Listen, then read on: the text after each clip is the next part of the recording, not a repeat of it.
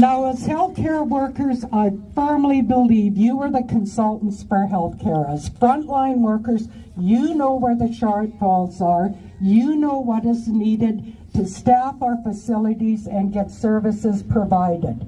It is unconscionable that this government is not listening to you. Your bargaining committee has put together proposals on recruitment and retention on how we can improve healthcare in Saskatchewan. Fair wages, better working conditions, staffing, full-time employment. This isn't wrong. This is what you need, plain and simple, to get this healthcare on track. And I really want to thank QP for putting these forward, because the better you make healthcare in this province, the more the services are provided, better we are as citizens. Now, I said I wasn't going to swear, and I will keep that promise, but when I heard the wages that are being paid out for these people that are administering healthcare, that is absolutely shameful when you're not recognizing the frontline workers. I believe that the proposals that have been put forward are fair. The wages, increasing staffing, full-time employment. I believe that it is time for this government that's sitting right behind us to get up off their asses and go to say-ho. I brought my promise, I swear. But I believe it's time for them to get up, go to say, direct them to get to the bargaining table and negotiate a fair deal for your workers. Again, I want to thank you all for the work that you do in healthcare, and I wish you all the best. Hold your solidarity together. Your bargaining committee is not the one saying, we don't want this. It's this government behind you. Solidarity, my friends, solidarity. Thank you so much, Sandra, for those kind words. About protecting public health care. They have shown that they do not care about hardworking healthcare workers like all of you here. And it is a shame that you have not received a raise in 3 years. Shame on them. Yes, we need raise. We used to lead the nation in Canada in healthcare. And now we find ourselves here in last place. Last place on patient outcome, on wait times, and last place when it comes to retaining healthcare workers. They cut the healthcare funding by $17 million. Oh no! The Sask Party cannot be trusted to fix and keep our public healthcare system strong. Now is the time to invest in healthcare, and it starts with a fair deal for healthcare workers in our province rather than gutting and cutting the system. Now I want you to know that the Saskatchewan NDP are committed to workers like you, and we will stand with you and fight with you every step of the way. We are focused on the future, and that means supporting incredible workers like all of you here. So I want to say thank you again. Thank you for all the amazing work that you do. Thank you for your compassion and care. It is truly inspiring. And in solidarity, my friends, I want to say thank you for having us here. Thank you for using your voice today to demand change. Thank you for fighting for Saskatchewan's future.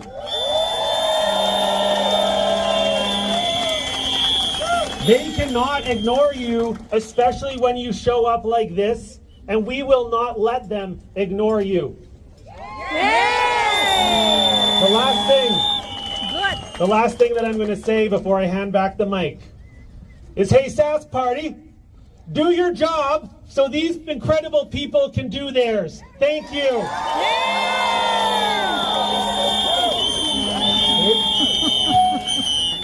All right. I'm also going to introduce the other MLAs that are joining me here. I've got MLA from Regina Rochdale, Joan Pratchler, a nurse. I got Sally Hauser here, MLA from Regina University. Nora Berkey, Regina Coronation Park. Jocelyn Waugh, Regina Northeast.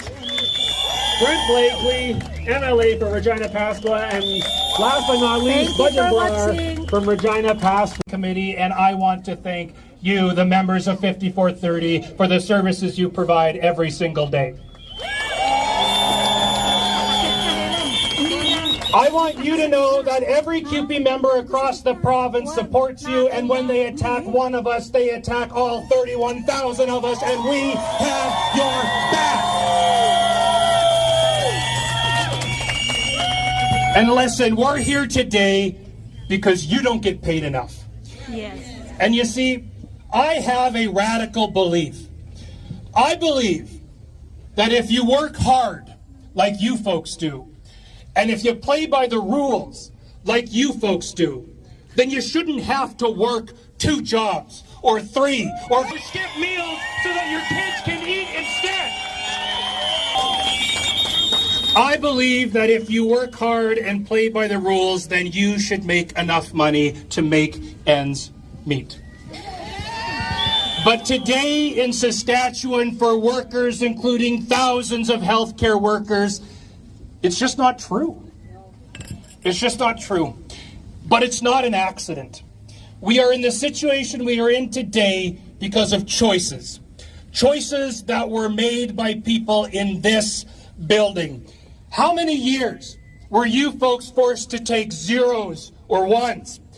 How many times were you told to take one for the team and tighten your belt just for one more round? How many promises did you hear about sharing the burden this time and you'll be rewarded for it next time? Well, you lived up to your end of the bargain, and now it's time for these folks to live up to theirs.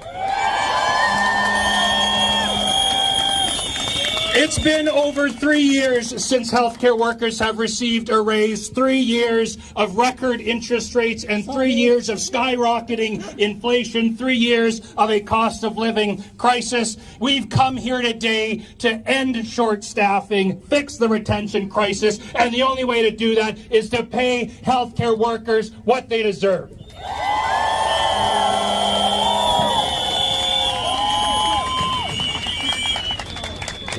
Now listen, I know you're fighting hard for a fair deal at the bargaining table, but we are here at the legislature for a reason. Because you can and should fight for a fair deal at the bargaining table, but as public service workers, we know sometimes you have to do a little more.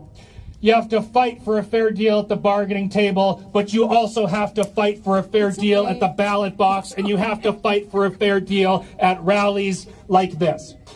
And there is one person who could decide today to give you a real raise. There is one person who has the power to dedicate the resources needed to give healthcare workers what they deserve. And that person's name is Scott Moe. Scott Moe! Scott Moe! And during last fall's provincial election, we called on Scott Moe to fix his broken healthcare system, and he said no. For years, we called on Scott Moe to end his retention crisis, and he said no. We called on Scott Moe to stop his healthcare cuts and end privatization, and he said no.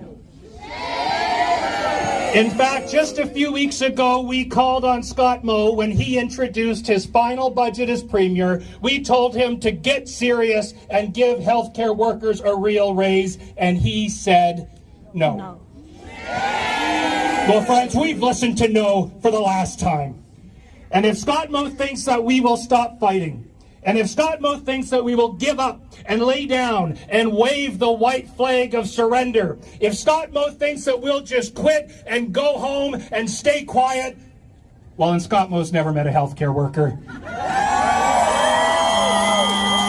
That's true. You've done so much already, but we'll only win if we do a little more.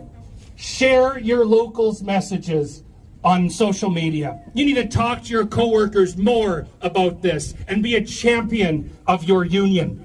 We need more people at more rallies. We need to show up at MLA offices across the province and demand that we are heard. I know you'll keep fighting, and QP Saskatchewan will be there with you every step along the way until Scott Moe has finally felt our power, done the right thing, and finally given healthcare workers the raise they deserve. Thank you very much. Thank you.